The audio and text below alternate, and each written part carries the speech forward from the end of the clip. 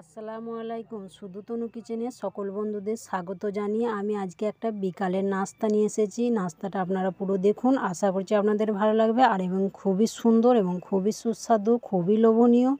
তো চলুন পুরো ভিডিওটা দেখুন। তো যে যেখান থেকে আমার ভিডিওটা দেখছেন তাদেরকে জানাই অসংখ্য ধন্যবাদ। তো এখানে আমি 5 পিস ব্রেড নিয়েছি।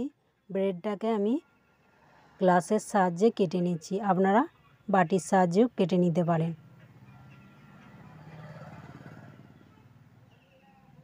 তো সাইডটা কেটে বের করে নিয়েছি ব্রেডের।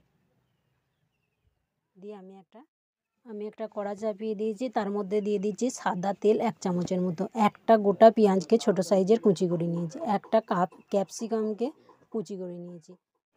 2 মিনিটের মতো নাড়াচাড়া করে নেব। নাড়াচাড়া করে নেওয়ার পর একটা টমেটোকে কুচি করে রেখেছি, সেটাও দিয়ে একবার নাড়াচাড়া করে নিয়েছি। নিয়ে 1 চামচের মতো আদা রসুনের পেস্ট দিয়েছি, 1 চামচ লঙ্কার গুঁড়ো, 1 চামচ জিরের গুঁড়ো, 1 চামচ চাট মশলা দিয়ে আমি আবার 5 মিনিটের মতো নাড়াচাড়া করে নেব, যাতে পেঁয়াজ, টমেটো, ক্যাপসিকাম সবগুলো যেন গলে যায় এবং নরম হয়ে যায়।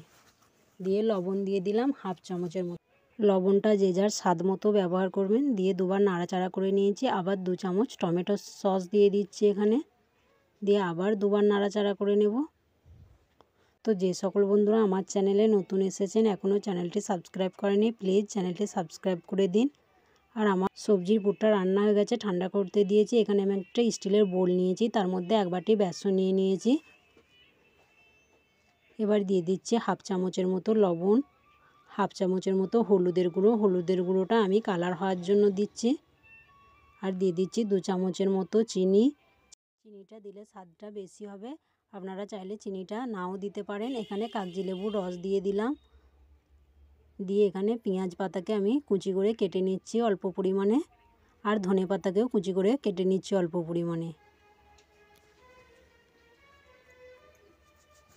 তো বন্ধুরা, আজকের রেসিপিটা যদি আপনাদের কাছে ভালো লাগে অবশ্যই একটা লাইক দিয়ে যাবেন। আর 2টো শুকনো লঙ্কাকে কুচি করে নিলাম। এখানে আপনারা চিলি ফ্লেক্স ব্যবহার করতে পারেন। দিয়ে অল্প পরিমাণে পানি দিয়েছি। দিয়ে আমি একটা বেটার তৈরি করে নিচ্ছি। যেমন চপ বেগুনের বেটার তৈরি করা হয় সেরকম বেটার তৈরি করে নিয়েছি। এবার আমি ওটা সরিয়ে রাখলাম। দিয়ে এখানে স্টিলের 3টে বাটি নিয়েছি। বাটিটার মধ্যে সাদা তেল মাখিয়ে নিচ্ছি। দিয়ে মাঝখানেতে রুটিগুলো দিয়ে দিচ্ছি বাটির মাঝখানে। দিয়ে একটা পেঁয়াজকে গোল করে কেটে রেখেছিলাম, সেটাও মাঝখানে দিয়ে দিচ্ছি।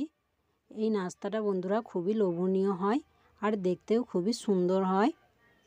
এবার আমি যে সবজির পুরটা বানিয়ে রেখেছিলাম সেটাও মাঝখানে দিয়ে দিচ্ছি। আমি সব পুরটা চাড়িয়ে দিয়ে দিলাম।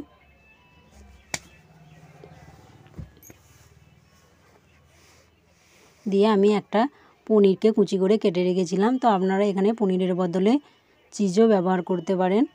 দিয়ে আমি যে বেটারটা তৈরি করে রেখেছিলাম বেটারটার মধ্যে দিয়ে দেবো আমি 1 পাতা ইনো।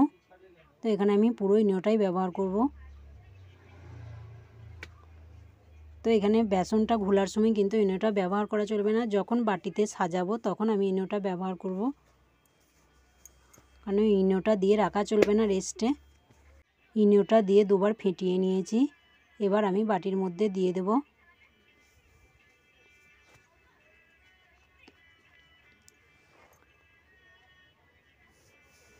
আর বন্ধুরা যারা এখনো পর্যন্ত আমার ভিডিওটা দেখছেন তাদের কাছে জানাই অসংখ্য ধন্যবাদ।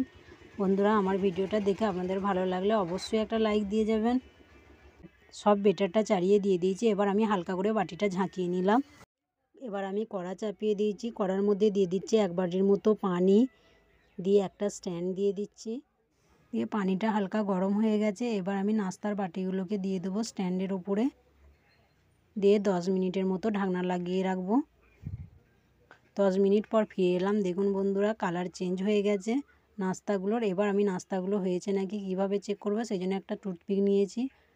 টুথপিকটা ভেতরেও ভরে দেবো, সাইড থেকে ভরে দেবো, আর মাঝখানে পুরটা দেওয়া রয়েছে। তো দেখুন কাঠিতে কোনো রকম লেগে নেই। তাহলে আমার নাস্তাটা রেডি হয়ে গেছে। ঠান্ডা করে নেব। 5 মিনিট ঠান্ডা করে নিয়েছি। এবার ছেড়ে যাচ্ছে কত সুন্দর, দেখুন সাইডটা অটোমেটিক ছেড়ে যাচ্ছে।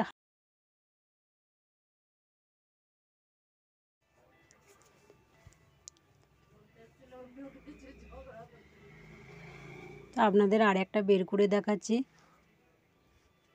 তো দেখুন হাত দিলেই ছেড়ে যাচ্ছে, একদম হালকা করে সাইডটা ছাড়িয়ে নিলেই হবে, কোনো ছুরি বা কিছুই লাগবে না। আর নাস্তাটা আজকের কত সুন্দর হয়েছে, আর খেতে কিন্তু খুবই সুন্দর হয়েছিল বন্ধুরা। আপনারা অবশ্যই এই রকম করে নাস্তা একবার বাড়িতে তৈরি করবেন, আর বাড়িতে থাকা উপকরণ দিয়ে হয়ে যাবে, কোনো রকম ঝামেলাও নেই বেশি, আর সময়টা খুবই অল্প লাগছে। তো একটা কেটে দেখাচ্ছি আপনাদেরকে।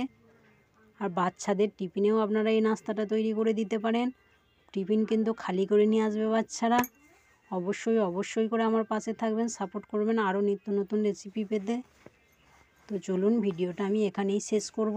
আজকের মতো আবার অন্য কোনো দিন অন্য কোনো রেসিপি নিয়ে আসব। আপনারা সবাই ভালো থাকবেন, সুস্থ থাকবেন, সঙ্গে থাকবেন। এখানে আমি উপর থেকে টমেটো সস দিয়ে দিচ্ছি, তো আপনারা চাইলে শুধুও খেতে পারেন। আর আজকের ভিডিওটা কেমন লাগলো কমেন্ট করে অবশ্যই জানাবেন, আর বেশি বেশি করে সাপোর্ট করবেন। সবাইকে জানাই অসংখ্য